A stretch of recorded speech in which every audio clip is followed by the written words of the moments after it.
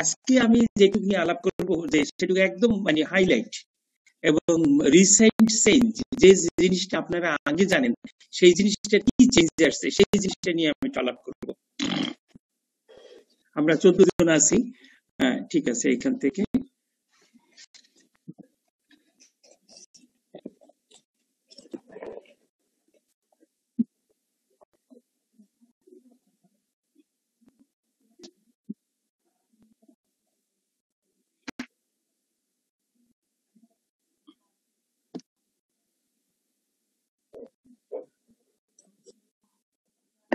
Share screen, share screen, share হয়েছে কিনা screen? হ্যাঁ স্যার,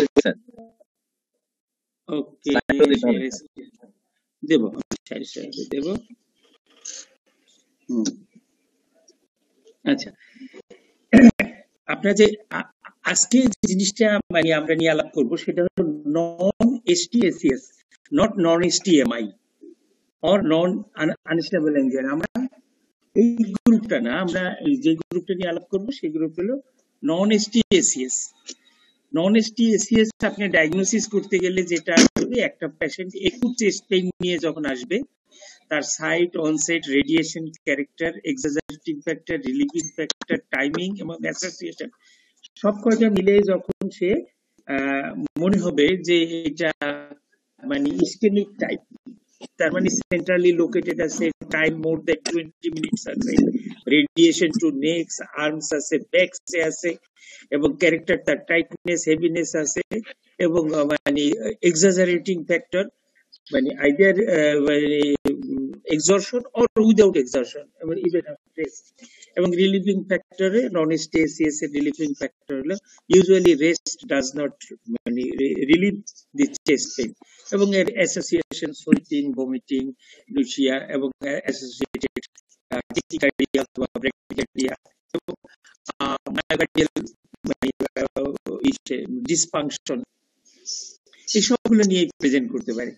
এরকম যদি প্রেজেন্ট করে, কিন্তু ইসিজিতে পারসিস্টেন্ট এসটি সেগমেন্ট ইলেভেশন থাকবে না। ইলেভেশন যদি না থাকে এবং টি ইনভার্সন যদি না থাকে, সেই রকম একটা মানে কন্ডিশন হয়েছে, সেটা হলো নন এসটিএসিএস, মানে না এমআই, না আনস্টেবল এনজাইনা, এরকম একটা পর্যায়ে যদি থাকে, সেই পর্যায়ের আমরা যে রিকমেন্ডেশন, ডায়াগনোসিস এবং risk stratification, antiarrhythmic treatment, diagnostic procedures এর কিছু কিছু পরিবর্তন আসছে 2020-তে, সেগুলো নিয়ে আমরা আলাপ করব। প্রথম যে পরিবর্তনটা আসছে সেটা হলো ডায়াগনোসিসে। ডায়াগনোসিসে হলো ট্রোপোনিন আই খুব ভাইটাল এবং ইম্পর্টেন্ট মানে মার্কার। আমরা আগে মানে এখন যে স্ট্যান্ডার্ড প্র্যাকটিস আমাদের, সেটা হলো আমরা মানে আমাদের টাইম কনস্ট্রেন্ট প্লাস হলো আমাদের দেশের কথা বিবেচনা করে, রোগীর আর্থসামাজিক অবস্থা বিবেচনা করে, কোনো বইয়ের মধ্যে নাই, কিন্তু আমরা একটা জিনিস সেট করে রাখছি। যদি দেখি যে আমরা রুগীটা গরিব এবং রুগীটা চেস্ট পেইনের 4 ঘন্টা আগে বা 6 ঘন্টা আগেই চলে আসছে, তাহলে আমরা তাকে একটু দেরি করে 6 ঘন্টা পার হলে তারপর তাকে আমরা ট্রোপোনিনটা দিই। এটা কিন্তু কোনো রিকমেন্ডেশন না, এটা হলো আমরা নিজেরা সেট করে নিছি যে ঠিক আছে, এর আবার আর একটা স্যাম্পল করাবো, আর হয়তো টাকাই নাই, তার এই যে 600 টাকা পে করবে বা 800 টাকা 1000 টাকা পে করবে, এই টাকাটা দিতেই হয়তো তার জান বের হয়ে যাবে বা শেষ হয়ে যাবে। কোনো কোনো ক্ষেত্রে আমরা করতেও দেই না, আমরা ক্লিনিক্যাল অ্যাজাম্পশনের উপরে হ্যাঁ ঠিক আছে, এর এইরকম চেস্ট পেইন, এটা হয়তো নন এসটিএমআই হবে, এরকম করেও আমরা চিকিৎসা দিই। কিন্তু এটা যে ভুল তা না, কারণ আপনি হলো মানে প্রাইমারি ফিজিশিয়ান, আপনার ডিসিশন কিন্তু হলো ফাইনাল। আপনি যে ডিসিশনটা নেবেন রোগীর চিকিৎসার ক্ষেত্রে, no one can challenge you. আপনাকে মানে করার মতোই নাই, কারণ যুক্তি আপনার কাছে, রুগীটা আপনি দেখছেন, আপনি ডিসিশন দিচ্ছেন। কিন্তু স্ট্যান্ডার্ড প্রোটোকলে কি আছে?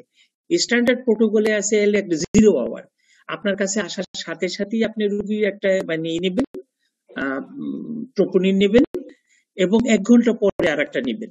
এইটা হলো মানে স্ট্যান্ডার্ড প্রোটোকল। যদি এইটা আপনার হাসপাতাল অ্যালাউ করে বা হাসপাতাল যদি আপনার থাকে, তাহলে আপনি 0 এবং 1 আওয়ারে নেবেন।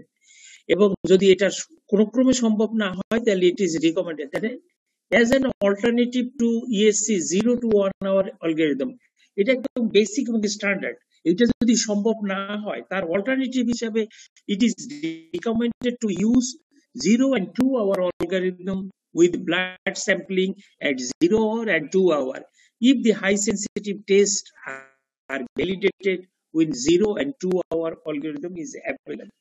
তার মানে হইতেছে আপনার যদি হাসপাতালে এরকম পদ্ধতি থাকে, কারণ এইখানে ব্লাডটা পাঠানোর পরে 1 ঘন্টা টাইম লাগবে আপনার কাছে আসতে, কারণ ব্লাড থেকে প্লাজমা সেপারেট করবে, সেপারেট করে রিপোর্ট আপনার কাছে পৌঁছাতে 1 ঘন্টা লাগবে। তাহলে 0 আওয়ারে যে ব্লাডের আপনি রিপোর্ট আপনাকে পাঠাচ্ছেন সেটাও পাইতে আপনার 1 ঘন্টা লাগতেছে, এবং 1 ঘন্টায় যেটা পাঠাবেন সেটা পাইতে আপনার 2 ঘন্টা লাগতেছে, এবং 2 ঘন্টায় যেটা পাঠাবেন সেটা পাইতে আপনার হাতে 1.5 ঘন্টা লাগতেছে, মানে 3 ঘন্টা লাগতেছে। এবং এর আগের যে গাইডলাইনটা ছিল সেটা 2015 সালের গাইডলাইন ছিল। সেই গাইডলাইনে ছিল হলো 0 আওয়ার এবং 3 আওয়ার। সেই 0 আওয়ার এবং 3 আওয়ারকে এটার ইমপ্লিকেশন কি? এটার ইমপ্লিকেশন হলে র্যাপিড মানে রুল ইন অথবা র্যাপিড রুল আউট। আপনি কত তাড়াতাড়ি এই রোগীটাকে রুল ইন করতে পারেন অথবা রুল আউট করতে পারেন। আমরা পরের স্লাইড গুলো দেখবো। যদি ইনিশিয়াল ট্রোপোনিন নর্মাল থাকে এবং পরবর্তী 1 ঘন্টা বা 2 ঘন্টার স্যাম্পল যেটা আপনার জন্য ফিজিবল, আমরা মনে করি 1 ঘন্টার স্যাম্পল আমাদের জন্য ফিজিবল না, আমরা 2 ঘন্টার স্যাম্পল মনে করি, 0 আওয়ার এবং 2 আওয়ার। 2 আওয়ারের স্যাম্পলও যদি নেগেটিভ থাকে তাহলে এটা র্যাপিড রুল আউট হয়ে যায়। কিন্তু প্রথম ট্রোপোনিন বেশি প্রথম স্যাম্পলে, দ্বিতীয় স্যাম্পলেও বেশি, তাহলে এটা র্যাপিড রুল ইন হয়ে যায়। এবং এর মাঝখানে যেটা থাকবে, যে দেখা গেল মানে প্রথম দিকে নাই পরের স্টেজে বাড়তেছে, এটার জন্য অবজার্ভ করতে হবে পরবর্তীতে আরো। র্যাপিড রুল এবং rapid rule out, rule in এর জন্য ট্রোপোনিন এটা করেছে। আর হলো আরেকটা জিনিস হলো যে অন্যান্য ডায়াগনস্টিক সেন্টারগুলো দেখবেন এবং পুরানো যে সমস্ত কার্ডিওলজিস্ট আছে তারা এখনো সিকে, সিকেএমবি এবং আদার্স প্রোটিন করতে দেয়। এটা ক্লাস 3 করে দিছে, এটা একদম ক্লাস 3 করে দিচ্ছে যে এটা আপনি আর মানে ইউজ করতে পারবেন না।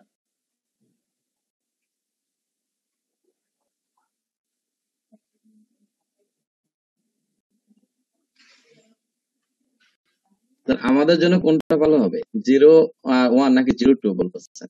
আমরা যখন হসপিটালে 0-1 শুনেন, পার্টি যদি অ্যাপ্লুয়েন্ট থাকে, তাই 0 তে পাঠাবে, 1 ঘন্টা পাঠাবেন, অসুবিধা কি আপনার? আপনার আসতে তো 6 ঘন্টা লাগবে। তখন ওই ক্যাথল্যাব থেকে মানে জোগাড় করে নেবেন যে মানে টাইমিংটা। জি স্যার।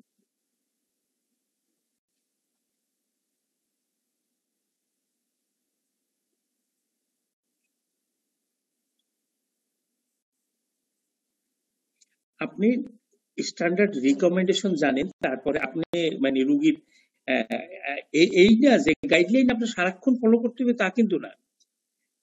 গাইডলাইনের আলোকে আপনি মানে আপনার ট্রিটমেন্টটাকে আপনি প্ল্যান করতে পারবেন, আপনার ট্রিটমেন্টটাকে আপনি সাজাইতে পারবেন। আপনার জানা থাকলে আপনি অ্যাপ্লাই করতে পারবেন যে হ্যাঁ আমি এটা 0-1 আওয়ার করলাম অথবা 2 আওয়ার করলাম, 3 আওয়ার অথবা 6 আওয়ারলি করলেন, আপনি স্ট্যান্ডার্ড প্রোটোকলের মধ্যেই থাকেন।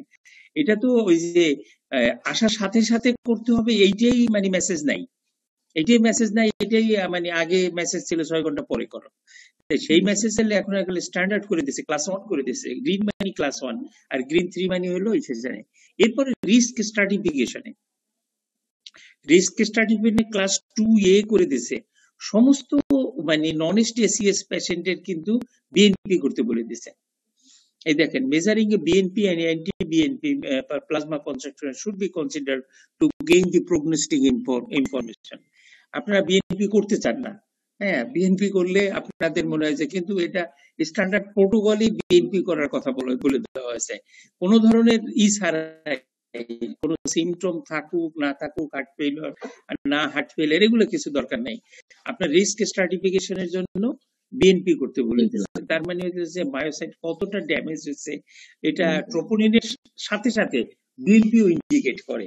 দেখা যায় বিএনপি করতে যদি কাউকে আপনি দেন, বিশেষ করে যে সমস্ত অ্যাফ্লুয়েন্ট লোকজন ভর্তি থাকবে অথবা তাকে রিস্ক স্ট্রাটিফিকেশন করতে গেলে রোগীটা জানতে চায় যে আমার কতটুকু ড্যামেজ হয়েছে, কতটুকু কি আছে, সেটা মানে এর জন্য আপনার রিস্ক স্ট্রাটিফিকেশনের জন্য বিএনপি লাগবে। রিস্ক স্ট্রাটিফিকেশনের জন্য আপনার গ্রেস প্রোটোকল আপনি ইউজ করবেন, এটা আমরা পরে বলবো। কিন্তু বিএনপি, এটা হলো যে নতুন ইনফরমেশন আপনার জন্য, যে বিএনপি এবং এন্টি বিএনপি আপনার রিস্ক স্ট্রাটিফিকেশনের জন্য করতে হবে। এরপরে হলো অ্যান্টিথ্রম্বোটিক ট্রিটমেন্ট। এখানে আরেকটা মজার একটা ব্যাপার আছে।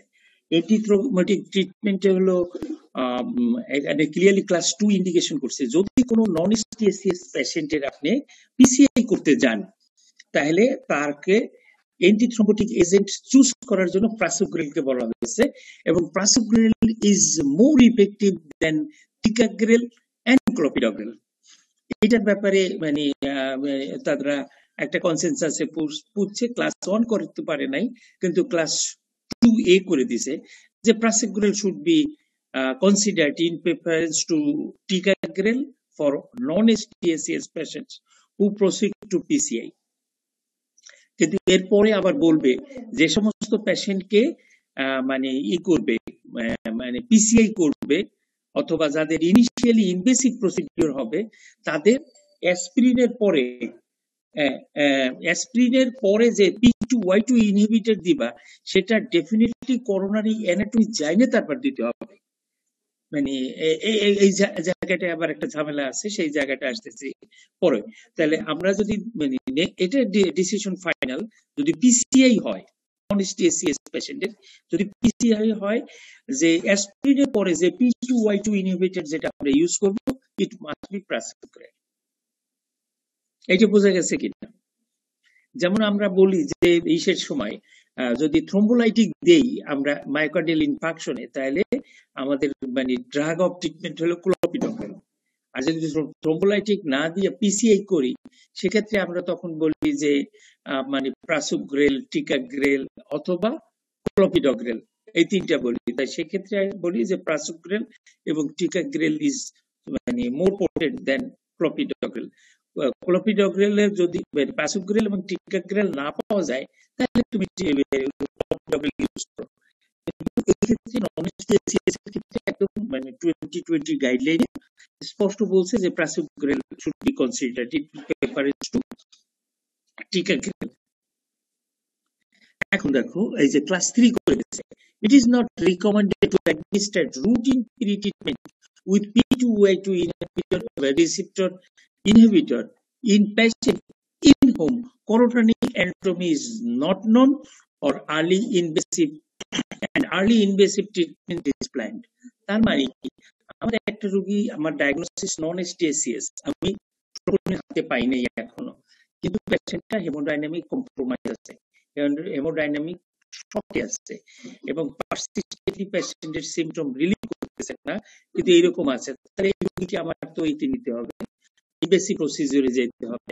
ইনভেসিভ প্রসিডিউরে যাইতে গেলে অ্যাসপিরিনের সাথে আপনার সেকেন্ড যে ড্রাগ, যে এটা মানে P2Y2 ইনহিবিটর দেওয়া যাবে না। It is not recommended to administer routine pre-treatment with P2Y2 receptor inhibitor in patient in whom the coronary anatomy is not known or early invasive strategy is planned. এইটা আসলে অনেকে জানে না, অনেকে নতুন রিকমেন্ডেশন আসছে দেখে এটা নিয়ে মানে অনেক বিতর্ক আছে, কিন্তু বিতর্ক থাকার পরেও এটা ক্লাস 3 তে দাঁড়াইছে। কারণ কি, এই পেশেন্টগুলা ক্লিয়ার কাট না তো যে এই পেশেন্টগুলার যে ডেফিনিট করোনারি আর্টারি লিশন থাকবে এবং এটা মাল্টিভেসেল ডিজিজ হয় এবং এক্সটেনসিভ ড্যামেজ থাকে, তখন ইমার্জেন্সি সিবিসি করতে হয়। এমার্জেন্সি সিবিসি করলে তুমি যদি P2Y2 ইনহিবিটর প্রাসোগ্রেল 5 দিন অপেক্ষা করতে হবে, অথবা ওই ব্লিডিং রিস্ক নিয়ে করতে হবে, সেই ক্ষেত্রে মরবিডিটি এবং মর্টালিটি বাড়ে।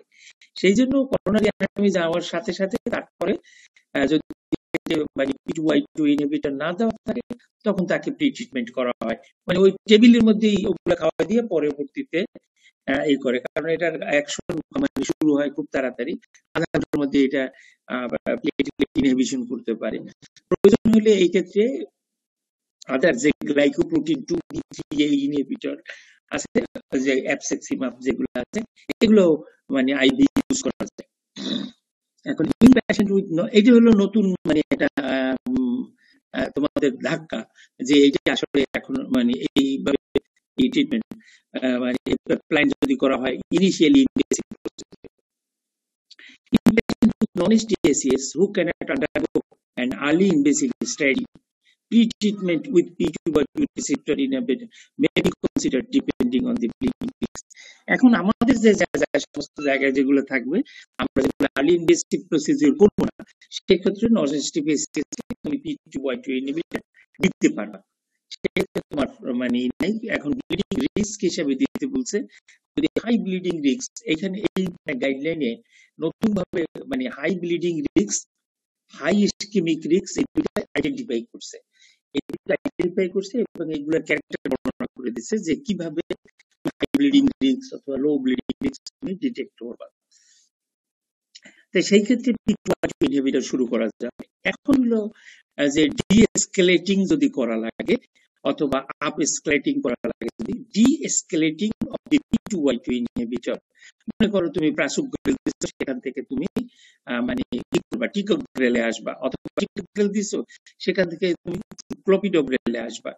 এই যে মানে ডি-এসকেলেটিং ফ্রম হায়ার মানে platelet inhibitor to lower platelet inhibitor, সেটা আছে de-escalating of the P2y12 inhibitor treatment, that is switching from the prasugrel or ticagrel to clopidogrel, may be considered as an alternative to the double antiplatelet therapy strategy, especially for acute coronary syndrome patients deemed unsuitable for potent platelet inhibition.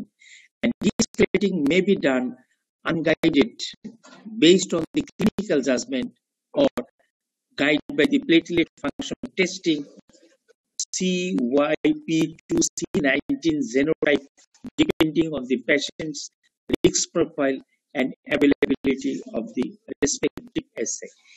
এটা করা যাবে যদি আমার মানে risk বাড়ে অথবা কোনো কারণে আমরা যদি পাই অ্যান্টিবডি মানে রেজিস্ট্যান্স পাই, সেই সমস্ত ক্ষেত্রে করা যেতে পারে, অথবা ইসকেমিক রিস্কটা বেশি, সেক্ষেত্রে আমরা প্লাস্টোগ্রেল থেকে অথবা টিকাগ্রেল থেকে ক্লোপিডোগ্রেলে আমরা আসতে পারবো। ডুয়েল অ্যান্টিপ্লেটলেট থেরাপি, এখানে ডুয়েল অ্যান্টিপ্লেটলেট আছে, আর হলো ডিএটি আছে, ডুয়েল অ্যান্টিথ্রম্বোটিক থেরাপি আছে, এসএটি আছে, সিঙ্গেল অ্যান্টিপ্লেটলেট মানে থেরাপি আছে, এগুলা পরবর্তীতে আমরা অ্যান্টিকোয়াগুলেন্ট থেরাপি আছে, এগুলো পরবর্তীতে আমরা সময় দেখব। এখন হলো মানে ঝামেলা, সেটা হলো মানে atrial fibrillation, antithrombotic therapy recommendation in patient with atrial fibrillation SASBAS score more than 1 in male and more than 2 in female. After a short period of TAT, মানে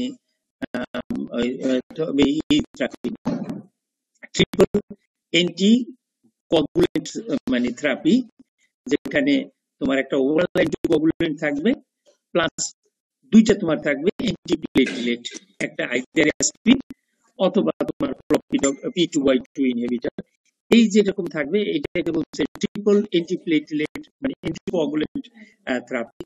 short period of triple antiplatelet therapy, এটা 1 সপ্তাহের মতো মানে দেওয়া হবে, 1 সপ্তাহ দেওয়ার পরে এটা বন্ধ করে দেওয়া হবে। তারপরে হলো তোমার অ্যাসপিরিন বন্ধ রেখে অ্যান্টিকোয়াগুলেন্ট প্লাস ক্লোপিডোগ্রেল অথবা প্রাসুগ্রেল মানে কন্টিনিউ করা যাবে, depending on the ischemic or hemorrhagic risk. In patient with SASBAS more than 1 in men and more than 2 in women, after a short period of TAT, triple antiplatelet therapy, anticoagulant therapy, up to 1 week from the acute event, DAT, dual antiplatelet therapy, DAT কিন্তু DPT হলো dual antiplatelet therapy, আর DAT হলো dual anticoagulant therapy, is recommended as the default using a knock at the recommended dose for stroke prevention and a single oral antiplatelet agent, preferably clopidogrel. এই ক্ষেত্রে পরবর্তী যেটা থাকবে সেটা একটা নক্স থাকবে প্লাস একটা সিঙ্গেল অ্যান্টিপ্লেটলেট থাকবে, সেটা preferably clopidogrel. Discontinuation of antiplatelet treatment in patient treated with oral anticoagulation is recommended after 12 months. এর আগে 12 মান্থের আগে যে অ্যান্টিকোয়াগুলেশন যেটা দেওয়া থাকবে সেটা ক্লাস 2 এর ইন্ডিকেশন থাকবে, শুধু ক্লাস 1 ইন্ডিকেশন হলো 1 সপ্তাহ, এরপরে ক্লাস 12 মাস পরে এর মাঝখানে যেগুলো থাকবে সেগুলো ক্লাস 2 এ ইন্ডিকেশন। আমি চারটা মানে দেখতে পারবো আর কি। Dual anticoagulant therapy with oral anticoagulant and either ticagrelor or prasugrel may be considered as an alternative to TAT, triple antiplatelet therapy with oral anticoagulant, aspirin, and clopidogrel in patients with moderate or high risk of stent thrombosis, irrespective of the type of the stent used.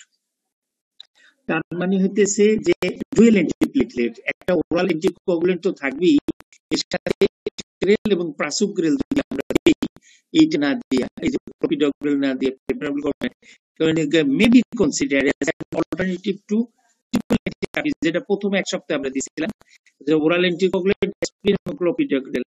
এই ক্ষেত্রে এই লেভেলটা class 2 B তে, এটা লাল হলুদ।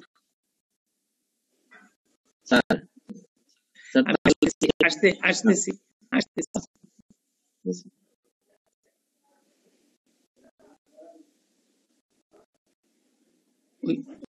স্লাইডটা এখানে নাই, স্লাইডটা তোমাদের আনতেছি, এটা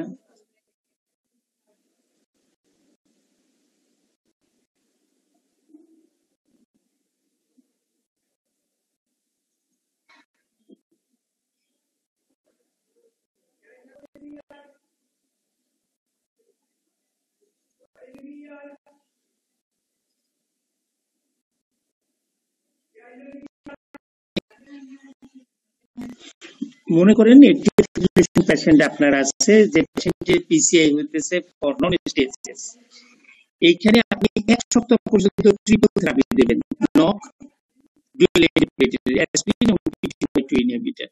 এই ক্ষেত্রে আপনি ক্লোপিডোগ্রেল দিতে পারেন, টিকাগ্রেল, প্রাসুগ্রেল, যেটাই দেন। এটা প্রথম এক সপ্তাহ পর্যন্ত, এটা ক্লাস 1 দেখেন। এরপর আপনি এটা মাঝখানে একটা ভুলে যান, এরপর 12 মাস পরে শুধু নক দেবেন, এটা ক্লাস 12 মাস পরে যে ধরনের টাইপই ইউজ করেন না কেন, আপনি যদি এটিএল ফিব্রিলেশন থাকে তাহলে শুধুমাত্র নক দেবেন 12 মাস পরে। This is class 1 indication. তার মানে স্যার রেগুলার এক্সপ্লেইন বা ক্লোপিডোগ্রেল পাবেন না স্যার? না, 12 মাস পরে আর পাবেন না। 12 মাস পরে আর পাবেন না না স্যার, আপনার উপরে হেডলাইন হচ্ছে আন্ডারগোইং পিসিআই, তাহলে কি শুধু পিসিআই ওয়ালাগুলো নাকি শুধু নন এসটিএসিএস, মানে না পিসিআই গুলো, হ্যাঁ পিসিআই একুট করোনার মধ্যে আন্ডারগোইং পিসিআই তো লেখাই আছে, শুধু পিসিআই করবেন না, তো ট্রিপল থেরাপি আপনার লাগবে না তো পিসিআই না করলে। যদি নন এসটিএসিএস উইথ কিন্তু পিসিআই হচ্ছে না, সেক্ষেত্রে কি হবে স্যার? এটার মানে মেডিকেল ম্যানেজমেন্ট আলাদা, এটা শুধুমাত্র পিসিআই করা হয়েছে সেই গ্রুপের, এখানটায় ঝামেলা বাঁধে, এখানটায় ক্লিয়ার কনসেপশন থাকে, এই গাইডলাইনে, নতুন গাইডলাইনে এই ব্যাপারে করেছে। যেমন কালকেও পশু অ্যাপেক্সি ব্যান নিয়ে যখন কথা উঠছে তারা এই জায়গাটায় এসে তারা করছে, তালপুর পাকাইছে। এখানে মজুমদার স্যারের পরে ক্লিয়ার করছে, যেহেতু এটা মজুমদার স্যারের পড়া আছে, ওরা এতটা পড়ে নাই কেউ, ওখানে যারা ছিল কেউ নেই, আমার পড়া আছে, যেহেতু তোমাদের আমার পড়াইতে আমি বসেছিলাম, আমি এটা জানি যে এটা এরকম আছে। আমি আর মজুমদার স্যারের বাকিরা উল্টাপাল্টা করলো, আর বুঝতে পারে নাই যে আসলে কি বলতেছে আর আমরা কি বলতেছি, এইটা বুঝতে পারে নাই। যেহেতু বুঝতে পারে নাই, যেহেতু তাদের অতটা পড়া ছিল না, এই জন্য এটা এই স্তরটা তো আমার সামনে ছিল, আমি এটা দেখতেছিলাম, স্যারের ক্লাসের মধ্যে ছিলাম, আমি সাইডে এটা বের করে নিয়ে বলতেছিলাম, তাতে এরা তো বুঝতে পারে যে এটা মানে আমি দেখে বলতেছি বা এটা না দেখে বলতেছি। এইটা হলো যে এই হ্যাঁ, ফার্স্ট যে উইক, প্রথম যে সপ্তাহ থাকবে, সে প্রথম সপ্তাহ থেকে ট্রিপল এন্টিপ্লেটলেট থাকবে, এটার সাথে ডেফিনেটলি একটা নক্স থাকবে এবং ডুয়েল এন্টিপ্লেট থাকবে। এখন আপনি আসেন যে যদি হাই ইস্কেমিক রিস্ক থাকে, হাই ইস্কেমিক রিস্ক থাকে, আপনাকে আমি ক্লাস নিচ্ছি, ক্লাসের মধ্যে আছে, প্লিজ আপনি পরে টেলিফোন করেন।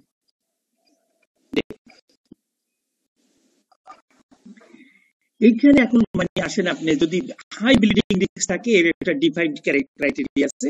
হাই ইস্কেমিক রিস্ক যদি থাকে, তার একটা ডিফাইন্ড ক্রাইটেরিয়া আছে। এই যদি হাই ইস্কেমিক থাকে, তাহলে ডিফল্ট দিবেন, তার মানে হইতেছে মানে এইখানে পিসিএ করছেন, এট্রিয়াল ফিব্রিলেশন আছে। তার হলো প্রথম মানে 6 মাস 12 মাস ভাগ করছে এদিকে, 12 মাস পর্যন্ত ক্লাস 1 একটা নক, একটা সিঙ্গেল প্লেটলেট। এটা সিঙ্গেল প্লেটলেট আপনি যে কোনো একটা সেটা করে নাই।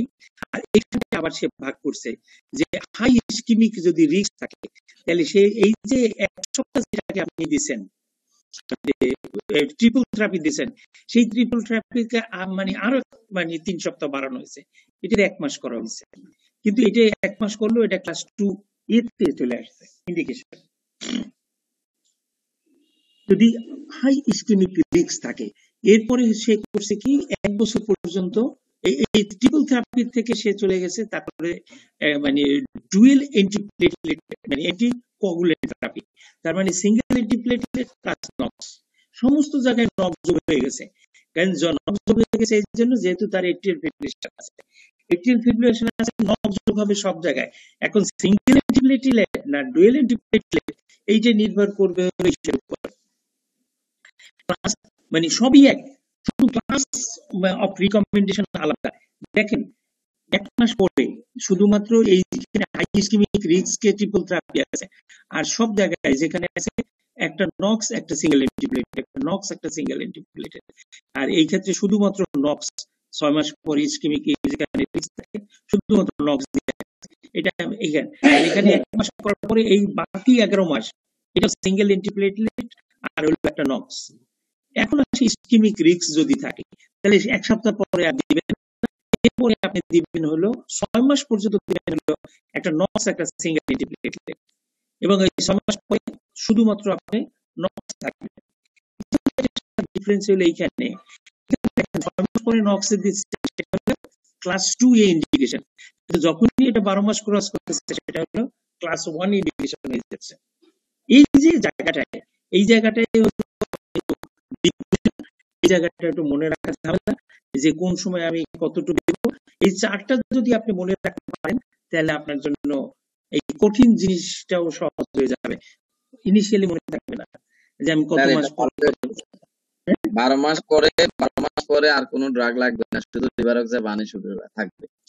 হ্যাঁ, তো আমি বলি নাই, অ্যাপিক্সিবান দিতে পারবেন, যে কোনোটাই দিতে পারবেন আপনি।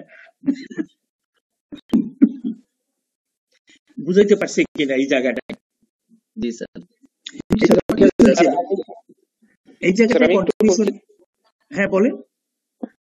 ওখানে এই যে আগের স্যার, ওইখানে স্যার এই যে আমি এইটা পিসিআই করার পরে এইটা না স্যার, যেটা নিয়ে কথা বলতেছিলেন যে 12, হ্যাঁ এটা স্যার এই যে প্রথমে যে স্যার যে গ্রিন কালার মানে ক্লাস 1 ইন্ডিকেশন স্যার, ওইখানে স্যার উপরে যে ডিফল্ট স্ট্র্যাটেজি মানে স্যার ওই একটা বুঝি না স্যার, পরে এই যে হাই ব্লিডিং হাই এই দুইটা বাদে ইস্কেমিক এবং ব্লিডিং রিস্ক এটা ছাড়া বাকি যারা আছে তাদেরও অ্যান্টিপ্লেটলেট সিঙ্গেল, এখানেও সিঙ্গেল, কিন্তু লেভেল অফ ইন্ডিকেশন শুধু আলাদা। নামাজ পড়তে সবই মানে একই নামাজ, কিন্তু কিছু ফরজ নামাজ আছে, কিছু সুন্নাত নামাজ আছে। এটা আমাদের মনে রাখার সমস্যা হচ্ছে আমরা তো পিসিআই করি না, এটা আমাদের জানা না। এটা রোগী আমরা পিসিআই করি না, তারপর পিসিআই করা রোগীগুলো তো আপনার ফলোআপে আসবে, দেখতে পাবো, ফলোআপে তো আপনার কাছে আসবে, ভর্তি তো হবে, যাবে কই। আপনি করেন না ঠিক আছে, কিন্তু আপনার সময় লাগবে। এবং এই মানে ঝামেলাটা হবে কি জানেন, এই ম্যানেজমেন্ট এগুলা সাধারণ মানুষে বুঝবে না, জি স্যার। ইন্টার্নিস্টরা বুঝবে না, সাধারণ যে কার্ডিওলজিস্ট আছে যারা মানে এ ব্যাপারে লেখাপড়ি করে নেই তারাও বুঝবে না, তারা উল্টাপাল্টা একটা দুইটা দিয়ে দিবে। স্যার এটার সাথে স্যার যে যে আমাদের ইয়া যেটা আছে স্যার, ওরা এটা দিয়ে রাখবে স্যার এখানে, কারণ এটা ভরসা করবে না শুধু স্যার। হ্যাঁ, দিয়ে রাখবে।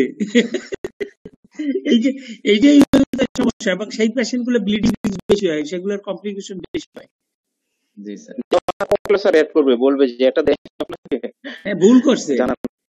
জি স্যার, হ্যাঁ ভুল বলবে করছে। কি ভুল করছে স্যার, তো আসলে অনেক রোগী দেখে স্যারের আসলে তো এই জিনিসটা দেওয়াটা ভুল হয়ে গেছে। হ্যাঁ, তার জন্য ভুল দিচ্ছে। তবে মানে যে কেউ মানে প্রেসক্রিপশন করুক না কেন, তাকে তুমি অনার করবা যে সে যেহেতু ফার্স্ট প্রেসক্রিপশন করছে, কোনো না কোনো রিজন আছে যে এইটা সে দেয় নাই।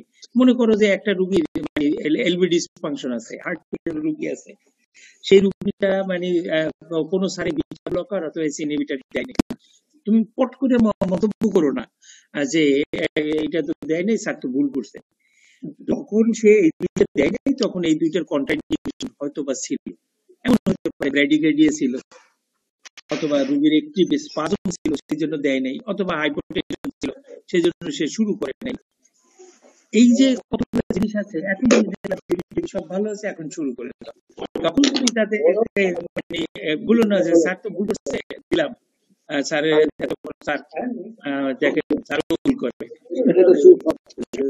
কোন সময় মানে মানে আরেকজন ডাক্তারের আরেকজন ডাক্তার ভুল করতে যায়, ভুল করছে এটা বলতে যাওয়া খুব মানে বোকামি, এটা বলার কোনো দরকার নেই। আমার প্রেজেন্ট স্টেটে প্রেজেন্ট স্ট্যাটাসে আমার এটা দরকার, আমি সেটা বলতেছি। যে এখন আমি মনে করি যে এই ইন্ডিয়া থেকে প্রায় অনেক রোগী মানে কার্ডিওমায়োপ্যাথি থাকে, নিয়ে আসে না, এই নিয়ে আসে না, নিয়ে আসে না। আমি এক রোগীকে যোগ করে দিয়ে আমি তার আগে বলছি, কারণ সে তো আমার ওষুধ খাবেন না, এটা তো নিশ্চিত। হ্যাঁ, এটা গেছিলাম, এইটা পড়তে সে আমার ওষুধ খাবে না এটা নিশ্চিত, কারণ তুমি যাই হোক না কেন, তোমার বড় সাথে দেখাই প্রেসক্রিপশন দাও না কেন, দেখবে, দেখে ঔষধের ফার্মেসিতে জিজ্ঞাসা করবে যে খাওয়া যাবে কিনা, যদি ওষুধের ফার্মেসি ম্যান বলে খাওয়া যাবে তাহলে খাবে, নতুবা খাবে না, নতুবা তোমার ওই ডাক্তারের সাথে আলাপ করবে। আমি এই রোগীটার হলো কার্ডিওমায়োপ্যাথি ছিল, রোগীটাকে বিটা ব্লকার সবই দিয়েছি, এসি ইনহিবিটর দেয়। আমি খুব চিন্তা করছি রোগীটা দেখে, ঠিক আছে। তারপর আমি বললাম যে আমার অ্যাসিস্ট্যান্টে বললাম যে ওই যে মেয়েগুলো ডাক্তার ইন্টার্ন যেগুলো, তো বললো যে ট্রিটমেন্টের মধ্যে কি ভুল আছে খুঁজে বের করতে পারো। ওরা খুঁজে টুজে কয় না স্যার আমরা কিছু বুঝতেছি না। আমি কি এখানে ডিসফাংশন আছে? কয় হ্যাঁ স্যার আছে, তাহলে একটা মানে ইনহিবিটর দেওয়া দরকার, ইনহিবিটর দেওয়া দরকার, ইনহিবিটর নাই। এইটা কিন্তু রুগী শুনতেছে জিনিসটা, ওরা আমি যে বলছি শোনার পরে মানে বললাম যে এটা ইনহিবিটর দেওয়া নাই, তো আমি এটা যোগ করছি, তো আমি তো জানি যে আপনি ওষুধটা খাবেন, আপনি ওখানে যোগাযোগ করবেন, আপনি ওখানে যোগাযোগ করে বললেন অথবা এই ওষুধটা দেওয়ার জন্য আপনি উপযুক্ততা ছিল না আপনার, বা আপনি ফিট ছিলেন না, আপনি এখন আপনি উপযুক্ত হয়েছেন, আপনার ক্লিনিক্যাল স্ট্যাটাস আমি এই পাশে বর্ণনা করে দিয়েছি, আপনার পালস ব্লাড প্রেশার, আমরা দুইটা জিনিস জানতে চাইবে, যে পালস ব্লাড প্রেশার এবং লাংসের অবস্থা, পায়ের লিখে দিন যে আপনার পায়ে পানি নাই, লাংসে পানি নাই, পালস ব্লাড প্রেশার এত। এখন এই অবস্থায় ডাক্তার এই ওষুধটা যোগ করছে, এই ওষুধটা আমি খাবো কি খাবো না, বিশেষ করে ওখান থেকে বের হয়ে ওই মেইলগুলো পাঠিয়ে দিচ্ছে, মেইলগুলো পাঠিয়ে দেওয়ার পরে ওখান থেকে ই করছে, ওই যে কনফার্ম করছে যে না ডাক্তার যেটা বলছে সেটা ঠিক আছে, তুমি ওই সময় উপযুক্ত ছিল না, তোমার ওই সময় প্রেশার কম ছিল, এটাই আমরা তোমাকে এই ওষুধটা দিতে পারি নাই, তোমার যে ডাক্তার বলছে ভালো বলছে, ঠিক বলছে, তুমি এর সাথেই থাকো। এরপরে হ্যাঁ ওই রোগী তো আসছে, ওর আত্মীয় স্বজন আছে, অদ্যাবধি আমাকে ও রোগীগুলো দেখায় প্রায় 6 থেকে 8 বছর ধরে আমি এই রোগীগুলো আমি দেখতেছি। শুধু একটা রোগীকে যদি আপনি ভালোভাবে কনভিন্স করতে পারেন এবং সেটা যদি বাইরের মানদণ্ডে আপনার সাথে যদি মিলে, আপনি স্ট্যান্ডার্ড ট্রিটমেন্ট যদি দিতে পারেন, আপনার থিঙ্কিং যদি বাইরের থিঙ্কিং এর সাথে মিলে, তাহলে আর আপনার কোনো চিন্তা করা লাগবে না। কিন্তু আপনি যদি যেটা বলেন, যদি উল্টো-পাল্টা বলেন, ওদের সাথে যদি না মিলে, তখন আপনার কাছ দিয়েও আর বুঝবে না, কারণ ওরা বলে দেয় যে এটা ভালো না, এটা ডাক্তারের কাছাকাছি থাকবে না। তাহলে এইটার মানে ইচ্ছে আপনার পরীক্ষা দিতে হবে ডেপুটির কাছে, ইন্ডিয়ায় কলকাতায় যে সমস্ত সেন্টার আছে সেই সমস্ত সেন্টারে পরীক্ষা দিতে হবে। পরীক্ষা দিয়ে আপনি যদি পাস করেন তাহলে আপনার কি হবে। আর আমি আমি শেষ করে দিতে চাই। Early, what is new recommendation class 4 invasive strategy, কোন পেশেন্টকে আপনি ইনভেসিভ স্ট্র্যাটেজিতে নিয়ে যাবেন। আমরা যেটা জানি যে নন এসটিএসটিএস বা নন এসটিএমআই যদি পেশেন্ট থাকে এবং পেশেন্টের মেডিকেল ম্যানেজমেন্ট যদি ফেল করে, পেশেন্ট যদি ইন্টারঅ্যাক্টেবল ফেইলিওরে থাকে, হেমোডাইনামিক আনস্টেবিলিটি থাকে, বিটিবিএ থাকে, অ্যারিথমিয়া থাকে, সেই সমস্ত কার্ডিওলজি থাকে, সেই সমস্ত পেশেন্টকে দিতে হবে। এখন an early invasive strategy within 24 hours is recommended in patient with any of the following high risk criteria. Diagnosis of non-STMI. non-STMI হলেই তুমি 24 hours এর ভিতরে তুমি তাকে পিছিয়ে করে ফেলো, এটা নতুন রিকমেন্ডেশন। পরে আমরা non-STMI বলে আবার ক্লাসিফাই করবে।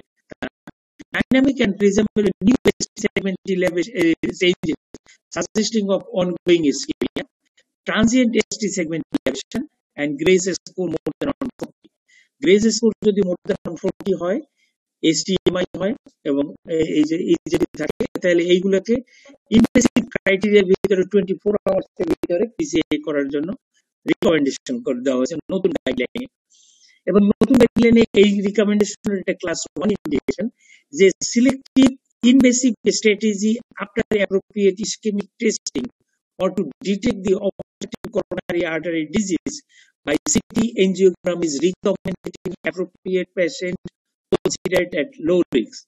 তার মানে এই যে সমস্ত পেশেন্টরা ECG normal, troponin normal, patient stable, haemodynamically stable, pulse, blood pressure সব ঠিক আছে, সেই সমস্ত পেশেন্টগুলোকে ইভালুয়েট করার জন্য সিটি এনজিওগ্রাম করা যাবে। এটা ক্লাস 1 ইন্ডিকেশন করে দিয়েছে। এই ক্ষেত্রে আগে বলা হতো যে এই সমস্ত পেশেন্টগুলোকে তুমি এক্সারসাইজ টেস্ট করতে পারো 3 ঘন্টা থেকে 72 ঘন্টার মধ্যে, 3 দিনের মধ্যে, 3 ঘন্টা থেকে 3 দিনের মধ্যে এক্সারসাইজ টেস্ট করা যায়। এটা ছিল আগের রিকমেন্ডেশন। 2007 থেকে এই রিকমেন্ডেশন চলতেছে আমেরিকান কলেজ অফ কার্ডিওলজি। যে চেস্ট পেইনের যে 4টা ভাগে ভাগ করা, এটা কিন্তু আজকে না, এটা হলো 2007 এ ভাগ করা। একটা ডেফিনিট এসিএস, একটা পসিবল এসিএস, একটা ক্রনিক স্টেবল অ্যাঞ্জিনা, আর ব্রঙ্কাইটিস। এই 4টা ভাগ এখন পর্যন্ত আইসা এই যে নতুন গাইডলাইনে একটু পরিবর্তন আসছে, কিন্তু ওইরকমই ভাগ রয়ে গেছে। এটা কোন নতুন টেস্ট হিসাবে ক্লাস 1 খুব হইচই পড়ে গেছে। এখন এটার সাথে পিছনে বলতে হয়তো কর্পোরেটরা যারা সিটি এনজিওগ্রাম করে তারা এটার সাথে সম্পৃক্ত হয়ে পয়সা দিয়ে এটা করছে। আসলে এটা এরকম না, কারণ রোগীটার চেস্ট পেইনটার ইসকেমিক অরিজিন কিনা অথবা নন ইসকেমিক কোন অরিজিন আছে কিনা এটা রুল আউট করা খুব জরুরি। কারণ হলো আমাদের দেশের বাইরের দেশে যে সমস্ত জিনিসগুলো আছে, রোগীগুলো যখনই হাসপাতালে ভর্তি হয় তখনই অনেকগুলো টাকা এবং বেড এবং এক্সপেন্ডিচার খরচ হইতে থাকে। এই খরচগুলো বাঁচানোর জন্য এই স্ট্র্যাটেজি নেওয়া হয়েছে এবং এটা ক্লাস 1 স্ট্র্যাটেজি। এটা লাস্ট স্লাইড সম্ভবত। Invasive treatment continue. Delayed as opposed to immediate angiography should be considered in hemodynamically stable patient without segment dilation, successfully resuscitated after and out of cardiac hospital cardiac arrest. প্রথম কথা হইতেছে cardiac arrest যদি থাকে, grace প্রোটোকলে আছে ওখানে cardiac arrest যদি থাকে সেই পেশেন্টের ইমিডিয়েট এনজিওগ্রাম করে হাসপাতালে ঢুকলো। এরপরে বলছে যে এটা মানে করা যাবে, এটা class 2A indication, delayed angiogram করা যাবে, এটা আউট মানে যদি থাকে কার্ডিয়াক অ্যারেস্ট থাকে, and complete revascularization should be considered in non-ST-MSCS patient without cardiogenic shock or multivessel CAD. এটাও মানে কমপ্লিট রিভাস্কুলারাইজেশন করতে বলছে নন ST-MSCS পেশেন্টে যদি শক না থাকে অথবা মাল্টিভেসেল যদি এলএডি না থাকে, একটা ভেসেলই দুইটা বা তিনটা লিশন থাকলে সেটাকে কমপ্লিট করে দিতে বলছে, কিন্তু সেটাই থাকতে পারবে না, কার্ডিওজেনিক শক বা অন্য কিছু এখানে থাকবে না। Class 2B is a complete revascularization during PCI. May be considered in non-ST-MSCS patient with multivessel disease. Multivessel disease থাকলে তুমি করতে যেতে পারো, সেটা ইন্ডিকেশনটা একটু চেঞ্জ হয়ে যাবে।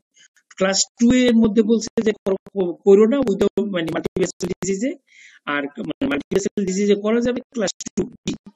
আর in favor guided revascularization for non-culprit SCS lesion may be used during PCI. Non culprit যে লেশনগুলো আছে তাকে এফএফআর করে দেখতে হবে, মানে এফএফআর করে দেখতে হবে ফাংশনাল মানে